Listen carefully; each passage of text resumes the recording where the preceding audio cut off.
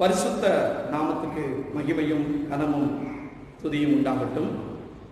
இந்த ஆசீர்வதிக்கப்பட்ட அற்புதமான 5வது மாதத்தினுடைய முதல் வாரத்தில் இந்த பரிசுத்த ஓய்வு நாளிலே நாம் இப்படி இல்லங்களிலே கூடி இந்த நேரலையின் மூலமாக தேவனை ஆராதிப்பதற்கும் அவருடைய வார்த்தை கேட்பதற்கும் கர்த்தர் மிகப்பெரிய இரக்கம் பாராட்டி இருக்கிறார்.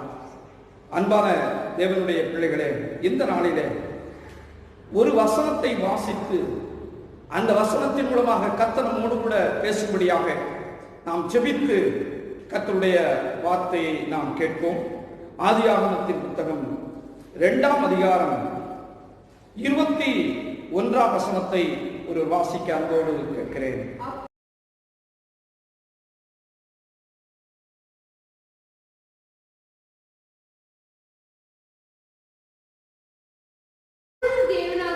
அப்பொழுது தேவனாகிய கர்த்தர் ஆதாமுக்கு அயர்ந்த நித்திரையை வரப்பண்ணினார். அவன் நித்திரை அடைந்தான். அவன் விலா எலும்புகளில் ஒன்றை எடுத்து அந்த இடத்தை சதையினாலே அடைத்தார். கண்களை மூடி கர்த்தர் நம்மோடு கூட பேசும்படியாக அவரை நோக்கி பார்ப்போம். அன்பும் இரக்கமும் கிருபையும் பரிசுத்தம் நிறைந்த எங்களோடு கூட பேசுகிற எங்கள் நல்ல ஆண்டவரே, ஆதாமே என்று சொல்லி அழைத்து அவனோடு கூட பேசின ஆண்டவர், ஆபிரகாமே என்று சொல்லி அழைத்து ஆபிரகாமோடு கூட பேசினவர், ஆகாரே என்று சொல்லி அழைத்து ஆகாரோடு கூட பேசின எங்கள் நல்ல ஆண்டவர், இந்த பரிசுத்த ஓய்வு நாளிலே ஆண்டவரே, நாங்கள் மிகப்பெரிய இக்கட்டின் மத்தியிலே இருக்கிறோம். பெரிய ஆபத்து எங்களை சூழ்ந்திருக்கிறது. ஆனாலும் இவைகள் எல்லாவற்றையும் தன்னுடைய மரணத்தினாலே வென்று உயிர்த்தெழுந்து இன்றைக்கு எங்களோடு கூட உயிரோடு கூட இருந்து எங்களை பலப்படுத்துகிற ஆண்டவர் எங்களை எல்லா நிலைகளிலிருந்து விடுவிப்பார். தம்முடைய வார்த்தையினாலே சகலத்தையும் தாங்குகிறவர், தம்முடைய வார்த்தையினாலே எங்களை விடுவிப்பார் என்கிற அந்த நிச்சயத்தோடு கூட நாங்கள் உடைய கரங்களில் எங்களை அர்ப்பணிக்கிறோம். அடியனை மறைத்து நீர் பேசுங்க. இயேசு இரட்சகரின் நாமத்தில் செபித்து எங்களை ஒப்புக் கொடுக்கிறோம் நல்ல பிதாவே, ஆமேன் ஆமேன். எனக்கு அன்பான தேவனுடைய பிள்ளைகளே, கிட்டத்தட்ட நாம் உயிர்த்தெழுந்த ஆண்டவருடைய அந்த ஆராதனை, ஈஸ்டர் ஆராதனையை கொண்டாடி 20 நாட்கள் கடந்து சென்று விட்டது. இந்த ஆண்டவர், உயிர்த்தெழுந்த ஆண்டவர் இயேசு கிறிஸ்து கிட்டத்தட்ட 40 நாட்கள் அழகாக தன்னை உயிரோடு இருக்கிறவராக வெளிப்படுத்தி தெளிவான திருஷ்டாந்தங்களினாலே, கன்வின்சிங் ப்ரூஃப், தெளிவான திருஷ்டாந்தங்களினாலே தன்னை உயிரோடு கூட இருக்கிறவராக சீடர்களுக்கு தன்னை காண்பித்த அந்த உயிர்த்தெழுந்த ஆண்டவர் இன்றைக்கும் நம்மோடு கூட, நான் உயிரோடு கூட இருக்கிறேன், மரித்தேன், ஆனால் இதோ சதா காலங்களிலும் நான் உயிரோடு இருக்கிறேன் என்று சொல்லி நம்மோடு கூட பேசும்படியாக வந்திருக்கிறார். அவர் பேசுகிற ஆண்டவர்.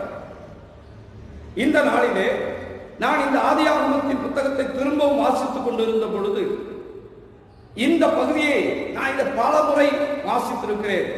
இந்த பகுதியை மீண்டும் வாசித்துக் கொண்டிருக்கிற பொழுது இந்த 2ஆம் அதிகாரம் 21ஆம் வசனத்தினுடைய அந்த ஒரு வார்த்தை என்னுடைய உள்ளத்தை தொட்டது. அப்பொழுது தேவனாகிய கர்த்தர் ஆதாமுக்கு அயர்ந்த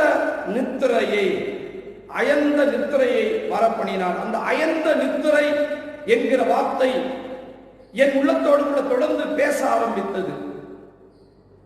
எனக்கு அன்பான தேவனுடைய பிள்ளைகளே, இப்படி ஆண்டவர் அயர்ந்த நித்திரையை, தேவன் அயர்ந்த நித்திரையை உண்டு பண்ணி அவர் செய்த சில அற்புதங்களும், அதே சமயத்தில் நித்திரை மயக்கத்தினாலே நிறைந்து ஆண்டவருடைய சித்தத்தை குறித்து கவலையற்றவர்களாய் வாழ்ந்த சில மனிதர்களையும் குறித்து ஆண்டவர்களுக்கு வெளிப்படுத்த ஆரம்பித்தார்.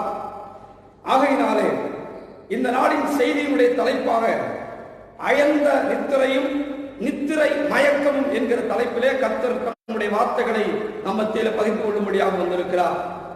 அயர்ந்த நித்திரையும் நித்திரை மயக்கமும். எனக்கு அன்பானவர்களே, இந்த முதல் ஆதாமாகிய முதல் மனுஷன் படைக்கப்பட்ட பொழுது அவனை ஆண்டவர் ஆணும் பெண்ணுமாக படைத்தார் என்று சொல்லி வேதத்தில் வாசிக்கிறோம்.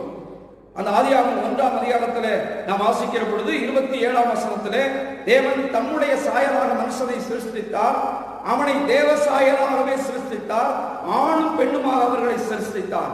ஆனால் இந்த ஆணையும் பெண்ணையும் எப்படி உருவாக்கினார் என்று சொல்லி அந்த 27ஆம் வசனத்தில் இல்லை. 2ஆம் வசனம் ஆண்டவர் எப்படி ஒரு மனிதனையும் பெண்ணையும் உருவாக்கினார் என்று சொல்லி அழகாக அது விவரித்துக் கொண்டே வருகிறது.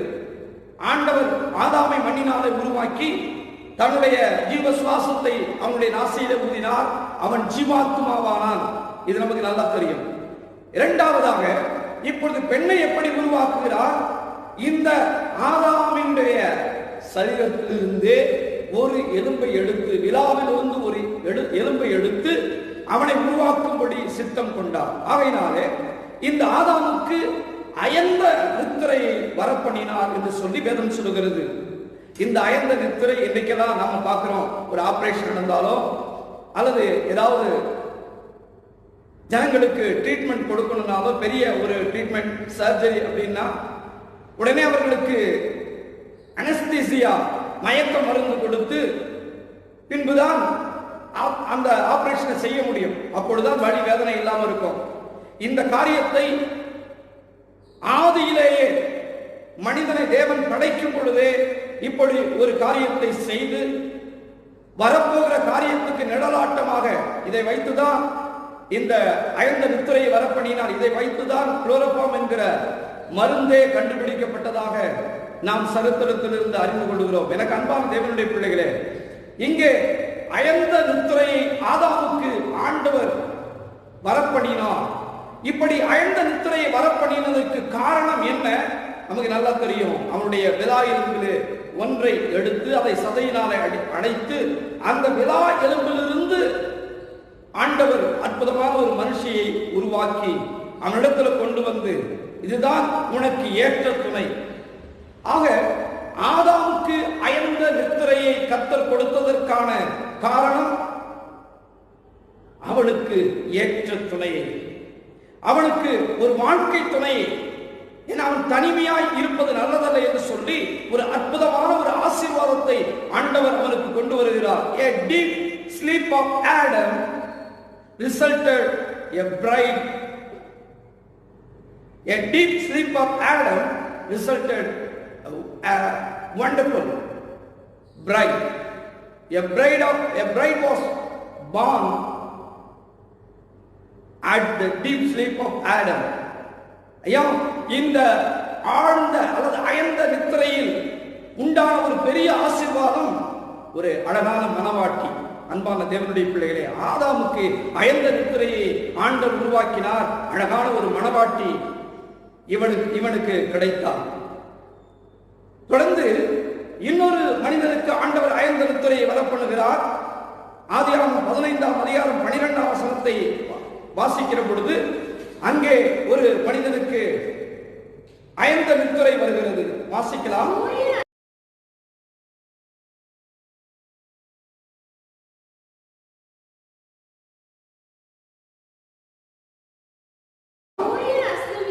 சூரியன் அஸ்தமிக்கும் பொழுது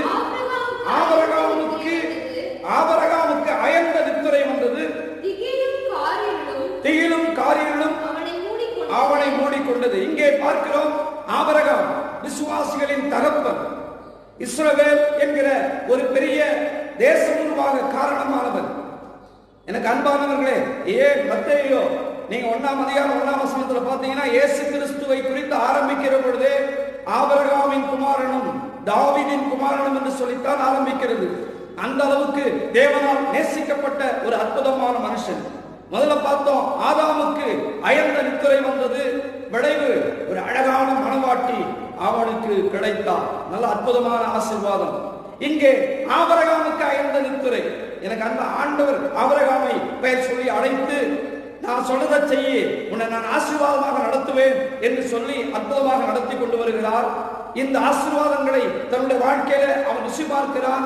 நீங்க அந்த 12 அதிகாரத்திலிருந்து 13 அதிகாரத்துக்குள்ள வரும் பொழுது 13 அதிகாரத்தினுடைய 2ஆம் வசனத்தை வாசிக்கிற பொழுது, ஆபிரகாம் மிருக ஜீவன்களும் வெள்ளியும் பொன்னுமான ஆஸ்திகளை உடைய சீமானா இருந்தார்.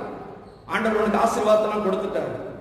ஆனா அவர் சொன்ன வாக்கு தத்தம் நீங்க 12ஆம் அதிகாரத்தினுடைய 7ஆம் வசனத்தை வாசிக்கிற பொழுது, கர்த்தர் ஆபிரகாமுக்கு தரிசனமாகி உன் சந்ததிக்கு இந்த தேசத்தை கொடுப்பேன் அப்படின்னு சொல்றாரு. அப்படியே நீங்க வருவீங்கன்னா 13ஆம் அதிகாரத்தினுடைய 15, 16 வசனங்களை வாசிக்கிற பொழுது, உன் சந்ததியை பூமியின் தூளை போல பெருக பண்ணுவேன், உன் சந்ததி ஆசீர்வதிக்கப்படும் என்று சொல்லி மீண்டும் அதை சொல்லுகிறார். இப்படி சொல்லிக்கொண்டே ஆண்டவர் வருகிறார். ஆனால் மற்ற ஆசீர்வாதம் வந்துருச்சு. உன் சந்ததி சந்ததி என்று சொல்லுகிறாரே, ஆனால் எனக்கு ஒரு சந்ததி இல்லையே. ஆபிரகாமுக்கு என்ன கவலை? என்னுடைய வேலைக்காரனாகிய எலியேசரினுடைய மகன் என்னுடைய சொத்துக்கும் என்னுடைய சுதந்திரத்துக்கும் அவன் பங்குள்ளவனாக மாறி விடுவான் போல் இருக்கிறது என்று சொல்லி ஆண்டவரிடத்துல அவன் ஒரு பெரிய எதிர்பார்ப்போடு கூட நின்று கொண்டிருக்கிறான். 15ஆம் அதிகாரம் 1ஆம் வசனத்தை வாசிக்கிற பொழுது, இப்படி அவனுக்குள்ள ஒரு கலக்கம் இருப்பதை அறிந்த ஆண்டவர் அவனுக்கு தன்னை வெளிப்படுத்துகிறார். தரிசனத்திலே அவனுக்கு வெளிப்பட்டு அவர் சொல்கிறார், ஆபிரகாமே பயப்படாதே, நான் உனக்கு கேடகமும் மகாபெரிய பலனுமாயிருக்கிறேன். இப்படி ஆண்டவர் சொன்ன உடனே இந்த ஆபிரகாமுக்கு என்ன உள்ளத்துல தோணுச்சோ தெரியல. ஆண்டவரே நீங்க சொல்றீங்க, ஆனா ஒன்னும் இல்லையப்பா. அவன் அடுத்த 2ஆம் வசனத்தில் சொல்லுகிறான், கர்த்தராகிய ஆண்டவரே அடியனுக்கு என்ன தருவீர்?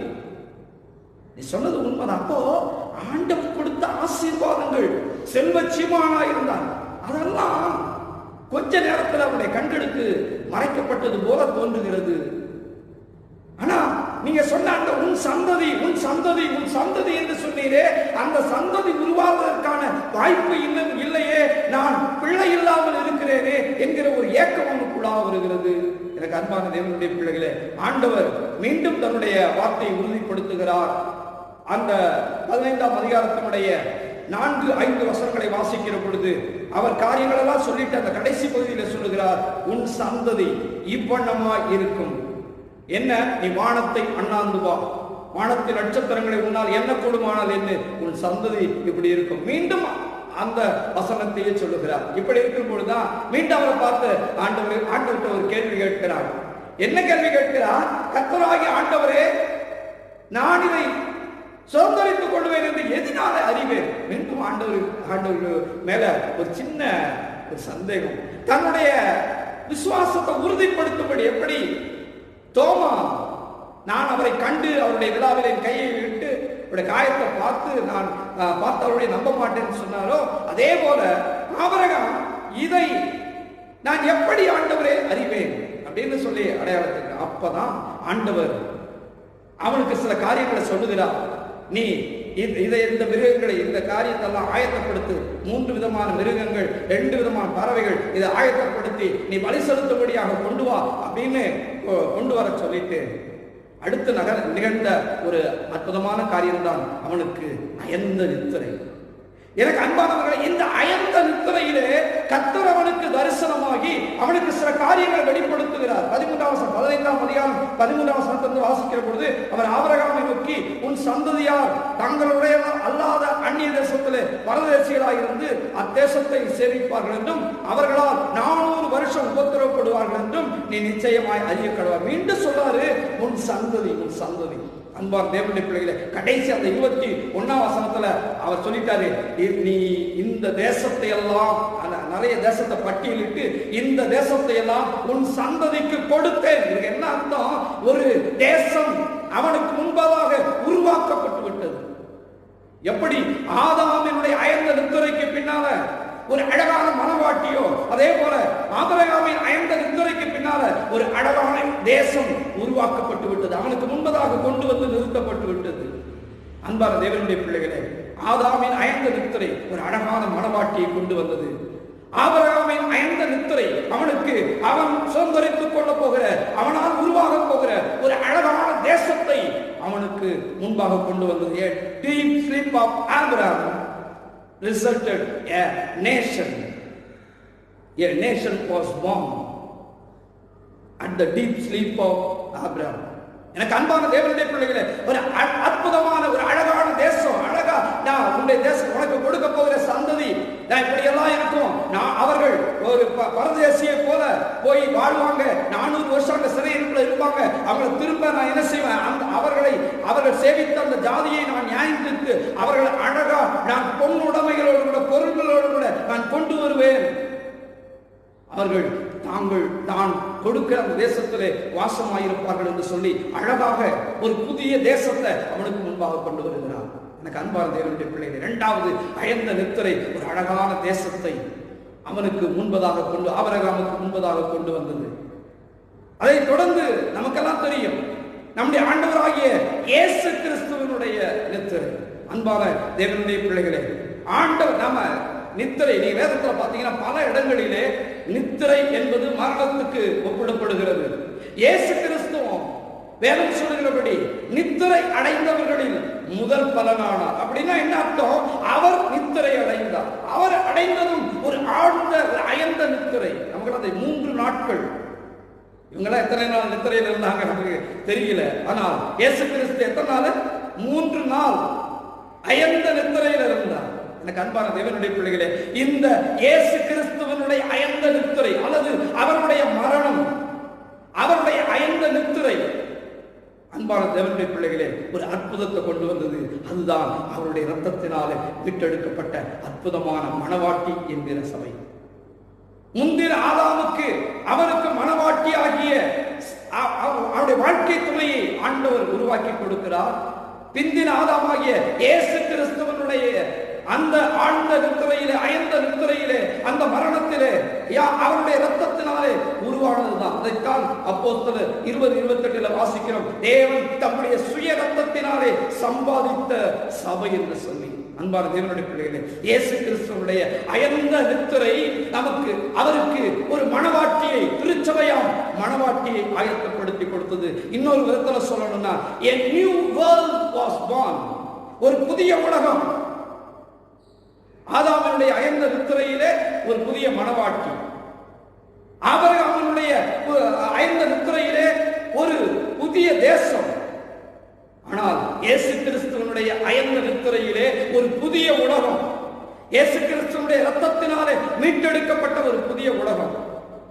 எனக்கு அன்பான நம்முடைய எல்லா ஆவி ஆத்மா சரீரத்தையும் தன்னுடைய இரத்தத்தினாலே கழுவி அவருடைய சாயலாக நம்மை மாற்றும்படியாக ஆண்டவர் உருவாக்கி கொடுத்த மணவாட்டி என்கிற, அது ரட்சிக்கப்பட்ட தேவனுடைய பிள்ளைகள் என்கிற சபை என்கிற ஒரு புதிய உலகம். அன்பான தேவனுடைய பிள்ளைகளே, அயர்ந்த நித்திரை, டீப் ஸ்லீப், என்ன அழகான ஆசீர்வாதங்களை கொண்டு வந்திருக்கிறது. இதெல்லாம் தேவன் அனுமதித்த அயர்ந்த நித்திரை. ஆனால் அதே சமயத்துல வேதத்துல என்ன நீங்க வாசித்து பார்த்தீங்கன்னா இன்னொரு விதமான நித்திரை, அதுவும் அயர்ந்த நித்திரை தான். அதுவும் கன நித்திரை. கன நித்திரைக்கும் இந்த அயர்ந்த நித்திரைக்கும், நித்திரை மயக்கத்துக்கும் வேதத்தில் பயன்படுத்தப்பட்டிருக்கிற வார்த்தை ஒண்ணுதான், டீப் ஸ்லீப், அயர்ந்த அல்லது ஆழ்ந்த நித்திரை. அன்பான தேவனுடைய பிள்ளைகளே, நீங்க வாசித்து பார்த்தீங்கன்னா தொடர்ந்து ஆண்டவர் கொடுத்த அந்த அயர்ந்த நித்திரையிலே கிடைத்த 3 ஆசீர்வாதங்களை பார்த்தோம். ஆனால் மனிதன் தேடிக்கொண்ட கன நித்திரை மயக்கம் அல்லது அந்த கன நித்திரையின் ஆவி, இதனாலே உண்டான ஆசீர்வாத குறைவுகள். அது என்ன? நியாயாதிபதிகளின் புத்தகம் 16ஆம் அதிகாரம் 19-20 வசனங்களை வாசிக்கிற பொழுது இங்கே சிம்சோன் என்கிற ஒரு மனிதனை குறித்து நாம் வேதத்தில் வாசிக்கிறோம். தேவனால முன்குறிக்கப்பட்டவன். ஆண்டவர் ஐயா அவருடைய பெற்றோருக்கு தன்னை வெளிப்படுத்தி அவன் இப்படியெல்லாம் இருப்பான், நசரேயெல்லாம் இருப்பான், அவனுடைய தலையில சவரகம் கத்தி படுவதில்லை அப்படின்னு சொல்லி சில காரியங்களை எல்லாம் வெளிப்படுத்தி அப்படிப்பட்ட பிரித்தெடுக்கப்பட்ட ஒருவன். ஆனால் அந்த வசனத்தை வாசிக்கலாம். நியாயாதிபதிகள் 16ஆம் அதிகாரம் 19-20 வசனங்களை வாசிக்கலாம்.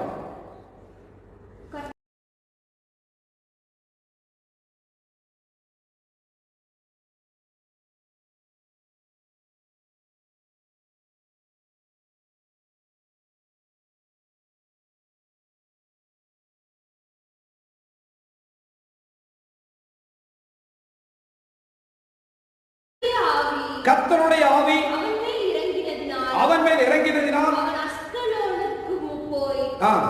ஊராரில் 30 பேரை கொன்று அவருடைய வஸ்திரங்களை உரித்துக் கொண்டு வந்து விடுதலையை விடுவித்தவர்களுக்கு அந்த மாற்று வஸ்திரங்களை கொடுத்து 16ஆம் அதிகாரம் 19ஆம் வசனமா நியாயாதிபதிகள் 16ஆம் அதிகாரம்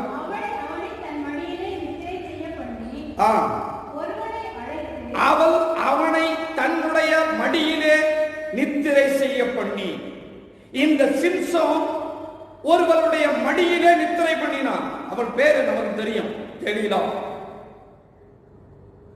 பாருங்க, இவன் ஒரு அற்புதமான தேவனுடைய ஆசீர்வாதத்துக்காக ஜனங்களை விடுதலையாக்கும்படியாக தெரிந்து கொள்ளப்பட்ட ஒரு நியாயாதிபதி, விடுதலை வீரர், விடுதலை கொண்டு வரும்படியாக பிரித்தெடுக்கப்பட்டவன். ஆனால் இவன் என்ன செய்கிறான்? ஒரு விபச்சாரியினுடைய மடியிலே கன நித்திரை பண்ணி கொண்டிருக்கிறான். அங்கே அயர்ந்த நித்திரை பண்ணி கொண்டிருக்கிறான். அவனுக்கு என்ன நடக்குதுன்னு புரியல.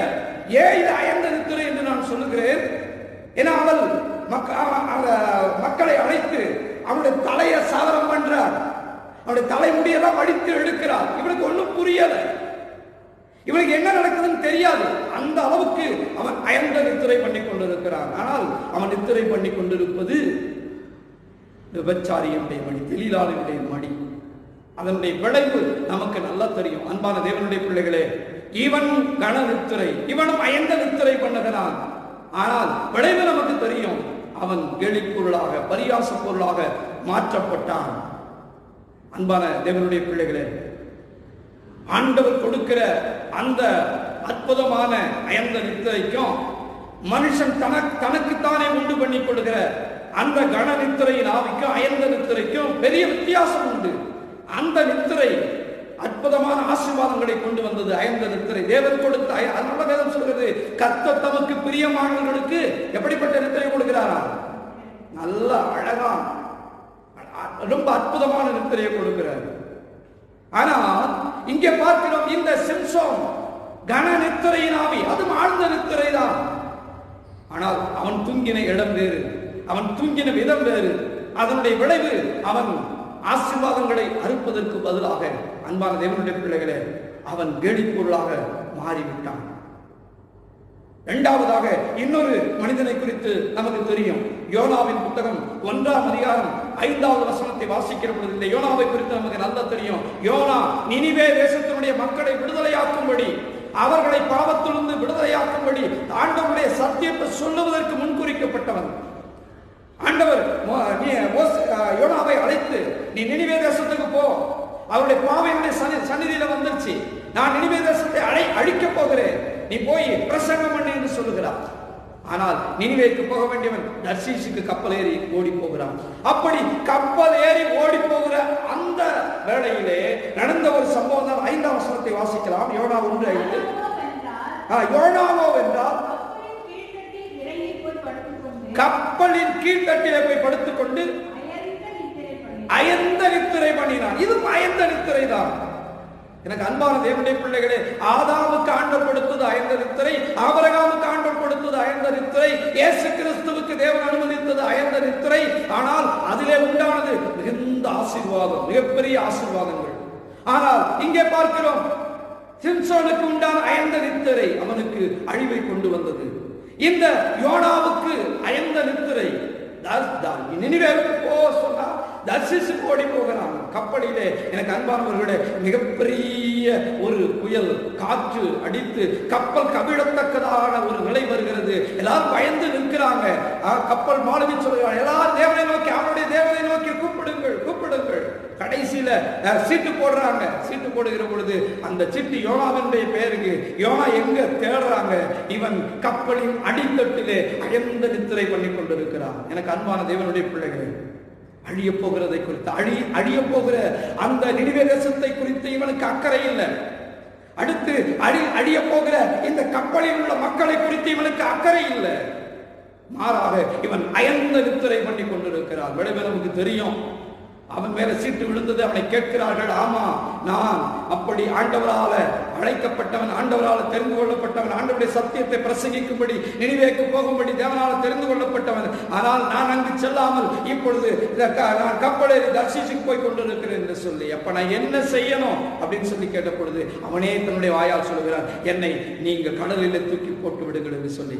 எனக்கு அன்பான தேவனுடைய பிள்ளைகளே, இவனுடைய அயர்ந்த நித்திரை இவனை கடலிலே தூக்கி எறிய வைத்தது. அந்த அவனை மீன் வயிற்றிலே 3 நாட்கள் பயத்தோடு நடுக்கத்தோடு கதற வைத்தது. அவன் அந்த மீன் வயிற்றிலிருந்து கதறுகிறான், ஆண்டவரே என்னை நோக்கி பாரும், என்னை நோக்கி பாரும் என்று சொல்லி. அன்பாக தேவனுடைய பிள்ளையே, இவனுடைய அயர்ந்த நித்திரை எவ்வளவு பெரிய ஆபத்தை கொண்டு வர பார்த்தது பாருங்க.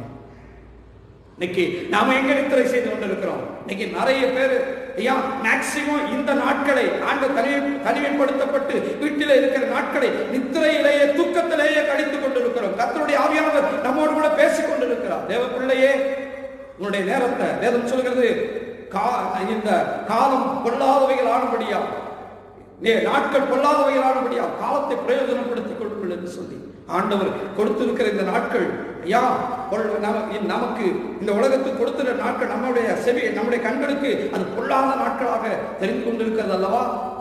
நாட்கள் பொல்லாதவைகளாக மாறிக்கொண்டிருக்கிறது. இந்த நிலைமையிலும் இன்னைக்கு நிறைய இடத்துல கொலை செய்கிறவர்களும் கொள்ளை அடிக்கிறவர்களும் இந்த மாதிரி நிலைமையில கூட தங்களை உணராமல் செய்து கொண்டிருக்கிறார்கள். இப்படிப்பட்ட படு பயங்கரமான சூழலுக்குள்ளாக இந்த உலகம் சென்று கொண்டிருக்கிறதே, நாட்கள் பொல்லாதவைகளாய் மாறிக்கொண்டிருக்கிறதே, நாம் எப்படி அயர்ந்த நித்திரை செய்ய முடியும்? சற்று சிந்தித்து பார்ப்போம். யோனா அயர்ந்த நித்திரை பண்ணினான். அதனுடைய விளைவு ஆபத்து வந்தது. கடலிலே தூக்கி எறிந்தார்கள். மீன் வயிற்றிலே 3 நாள் இருந்தான். அன்பான தேவனுடைய பிள்ளைகளே, மூன்றாவதாக மத்தேயு எழுதின சுவிசேஷம் 26ஆம் அதிகாரம் 43வது வசனத்தை வாசிக்கிற பொழுது ஒரு கூட்டம் அயர்ந்த நித்திரைக்குள்ள இருக்குது. ஆண்டவர் பெரிய இயக்க பெருமச்சோடு கூட அவரிடத்துல பேசுகிறார். வாசிக்கலாமா? மத்தேயு 26ஆம் அதிகாரம் 43வது வசனத்தை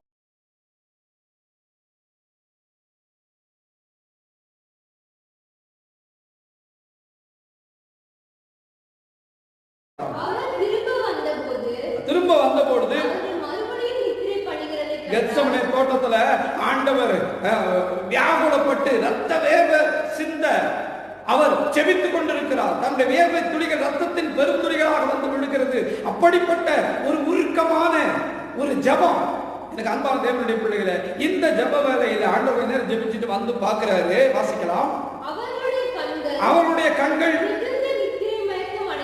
மிகுந்த நித்திரை மயக்கம் அடைந்திருந்தது. யாருடைய கண்கள்? இந்த சீடர்களுடைய கண்கள் மிகுந்த நித்திரை, அது அயர்ந்த நித்திரை. அன்பான தேவனுடைய பிள்ளைகளே, they were in deep sleep. அன்பான தேவனுடைய பிள்ளைகளே, இன்னைக்கு நிறைய நேரங்களில் எப்படித்தான் செபிக்க வேண்டிய நேரத்திலெல்லாம் தூங்கி கொண்டிருக்கிறோம். அப்படி தூக்கி கொண்டிருந்தோம். அதனாலதான் இந்த நிலைமைக்குள்ளாக நாம் கொண்டு வரப்பட்டிருக்கிறோம். ஆனால் இன்னமும் நம்ம தூங்கி கொண்டிருப்போமானால் கர்த்தருடைய ஆவியானவர் நம்மோடு கூட பேசிக் கொண்டிருக்கிறார். தேவ பிள்ளையே, இது நீங்கள் தூங்குகிற நேரம் அல்ல. இது நீங்கள் தூங்குகிற நேரம் அல்ல. விழித்திருந்து ஜெபிக்க வேண்டிய ஒரு காலகட்டத்தை ஆண்டவர் நமக்கு ரொம்ப அற்புதமா இலவசமாய் வாய்க்க பண்ணி, ஒருவேளை உலகத்துக்கு நடுக்கமா இருந்தாலும் தேவ பிள்ளைகள் மிக விழித்திருந்து ஜெபிக்கக்கூடிய நாட்களாக இதை கொடுத்திருக்கிறார். அந்த மக்கள், அந்த சீடர்கள் அயர்ந்த நித்திரை அடைந்தது, நித்திரை மயக்கம் அடைந்து, அதுக்கு பயன்படுத்தப்பட்டிருக்கிற வார்த்தை ஸ்டூப்பர், ஸ்டூப்பர் அப்படின்னு சொல்லி.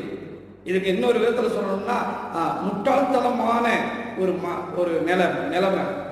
நம்முடைய என்ன சுத்தி என்ன நடந்து கொண்டிருக்கிறது அதை குறித்து கவலை இல்லை.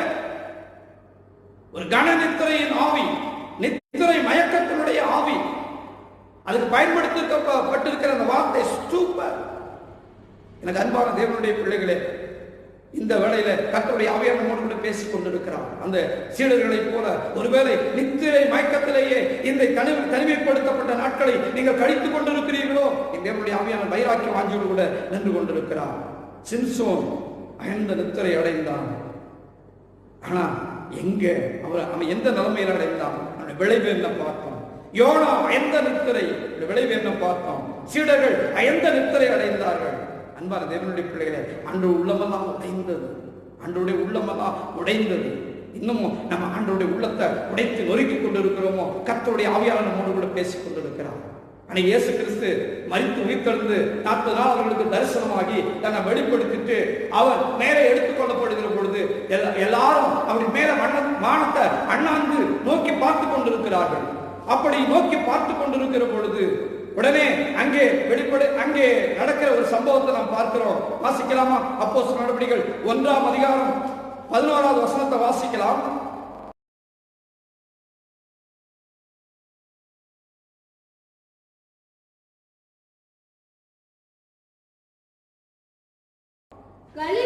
கலிலேயராகிய மனுஷரே, நீங்கள் ஏன் வானத்தை அண்ணாந்து பார்த்து நிற்கிறீர்கள்?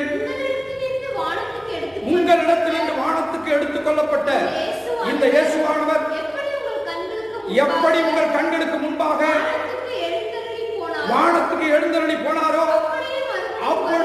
அப்படியே மறுபடியும் வருவார் என்றார்கள். அப்படி பார்த்து நிற்கிறாங்க. ஆண்டவர் திரும்ப அப்படியே நீங்க பார்த்து கொண்டிருக்க எப்படி எடுத்துக் கொள்ளப்பட்டாரோ அவர் அப்படியே மீண்டும் வருவார், மேகங்களோடு கூட வருவார். நாம உயிர்த்தெழுதலுக்கு பின்னால அடுத்த வாரத்துல வாசித்த ஒரு செய்தியை கேட்டோம், காலம் இனி செல்லாது, இயேசு கிறிஸ்து மேகங்களுடனே வருகிறார். அடுத்த வாரம் கேட்டோம், புத்தியுள்ள ஆராதனை செய்யுங்கள், அவரை அங்கே போய் பர்மனண்டா பரலோகத்துல நித்தியமாய் ஆராதனை செய்து கொண்டிருப்பதற்கு இங்கே நீங்கள் புத்தியுள்ள ஆராதனை செய்யுங்கள். இன்றைக்கு ஆண்டவர் நம்மோடு கூட பேசிக் கொண்டிருக்கிறார். கன நித்திரை அல்லது நித்திரை மயக்கத்தினுடைய ஆவியிலிருந்து வெளியே வந்து ஆண்டவரோடு கூட உறவாடுகிற அந்த அற்புதமான அயர்ந்த நித்திரை, ஆண்டவர் நமக்கு தம்மை வெளிப்படுத்துகிறதான அந்த ஒரு நிலைமை. அன்பான தேவனுடைய பிள்ளைகளே, அந்த ஆண்டவர் விரும்புகிற ஒரு நிலைமைக்கு வருவோம். ஏன் இதை ஆண்டவர் சொல்லிக் கொண்டிருக்கிறார்? 1 தெசலோனிக்கேயர் 5ஆம் அதிகாரம் 2ஆம் வசனத்திலே வேதம் இப்படி சொல்லுகிறது, இரவிலே திருடன் வருகிற விதமாய் கர்த்தருடைய நாள் வரும் என்று நீங்கள் அறிந்திருக்கிறீர்கள். ஆண்டவருடைய வருகை எப்படி தெரியுமா இருக்க போது? இரவில் திருடன் வருகிற விதமாக இருக்க போகிறது. அந்த 1 தெசலோனிக்கேயர் 5:6 சொல்கிறது, ஆகையா அப்படி ஆண்டவருடைய வருகை இரவிலே, அந்த ரகசிய வருகை இரவிலே திருடன் வருகிற விதமாய் இருக்க போகிறபடியினாலே 5:6 சொல்கிறது, ஆகையால் மற்றவர்கள் தூங்குகிறது போல, இந்த சிம்சோன் தூங்கினது போல, யோனா தூங்கினது போல, சீடர்கள் தூங்கினது போல நீங்கள் தூங்காமல் விழித்துக் கொண்டு தெளிந்தவர்களாய் இருக்க கடவோம். 1 தெசலோனிக்கேயர் 5:10 சொல்லுகிறது. அந்த வசனத்தை வாசிக்கலாமா?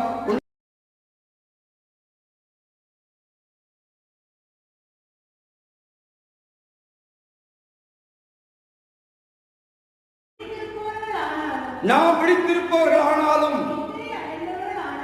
நித்திரை அடைந்தவர்கள் ஆனாலும் தம்முடனே கூட நாம் ஏகமாய் பிழைத்திருக்கும்படி அவர் நமக்காக மரித்தாரே.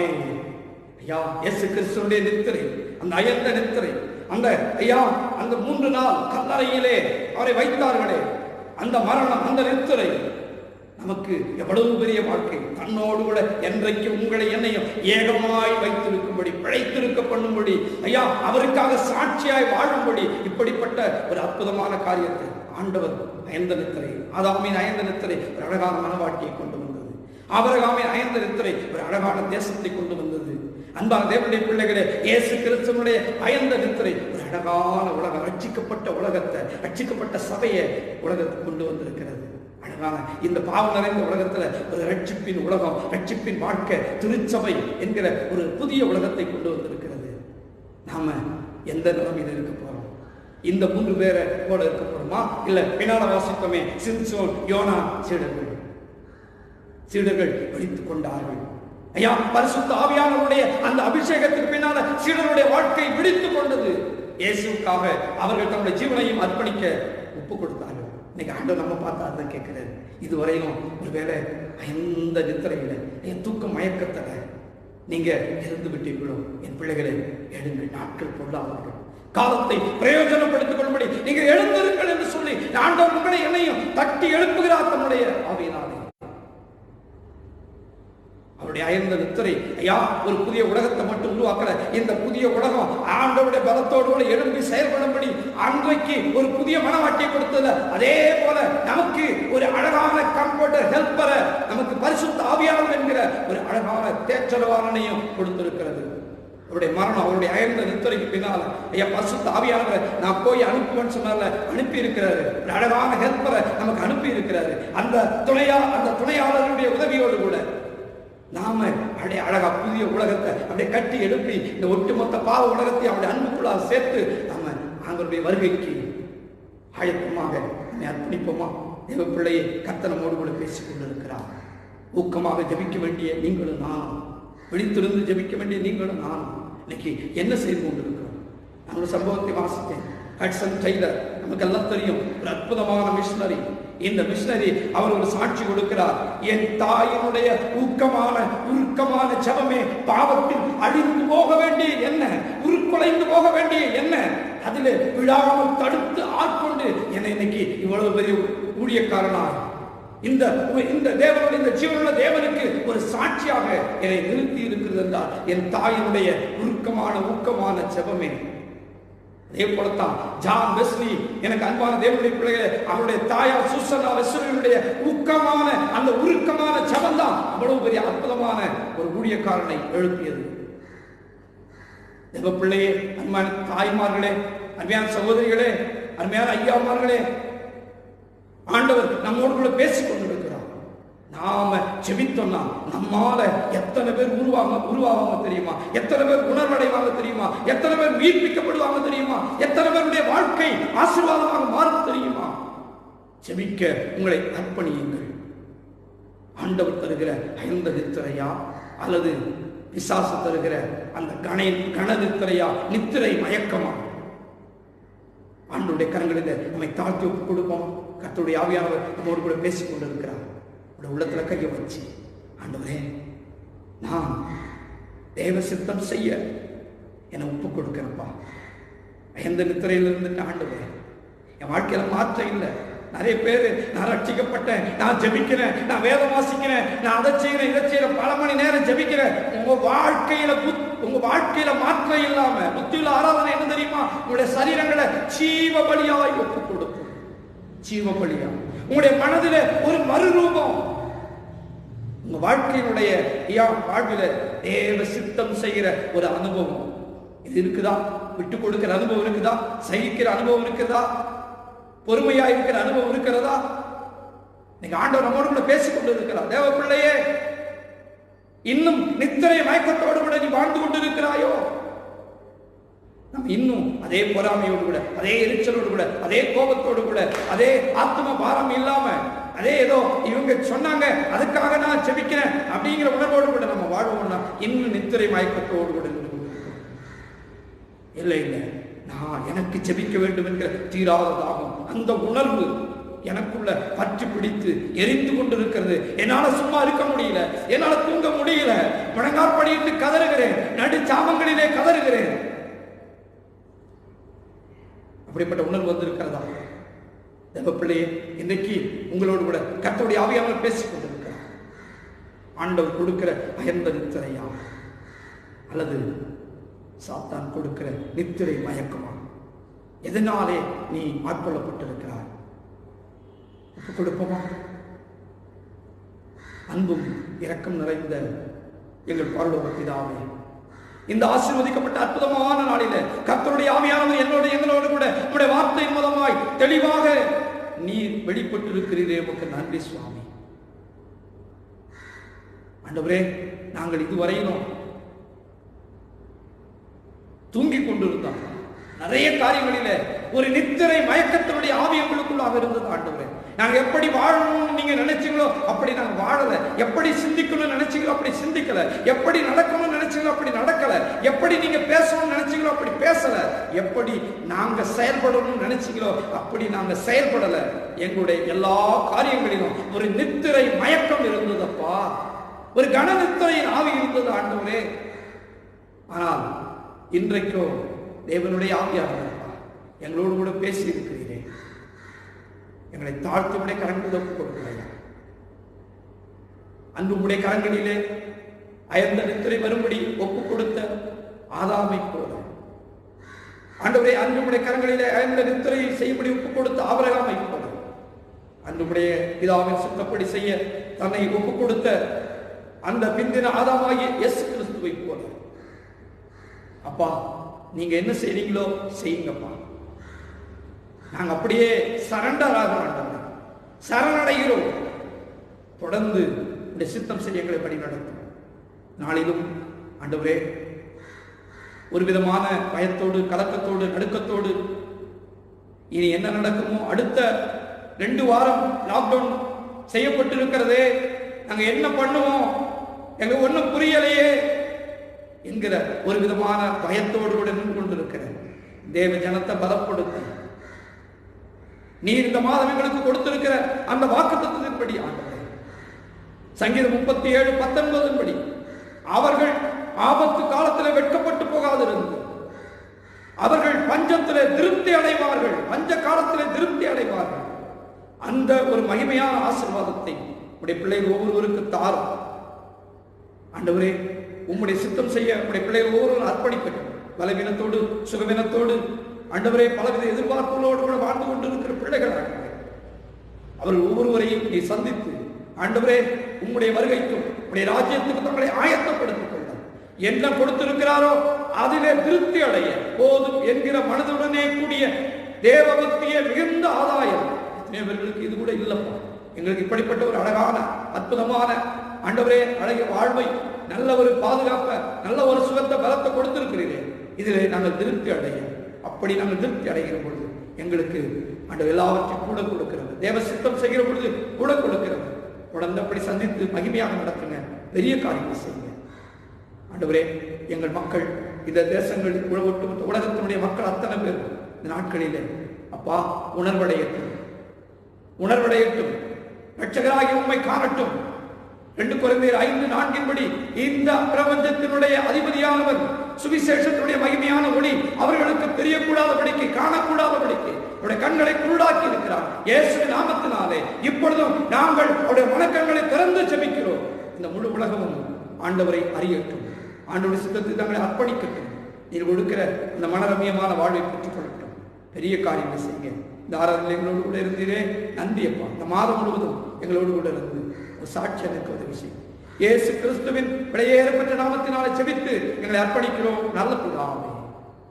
ஆமென், ஆமென்.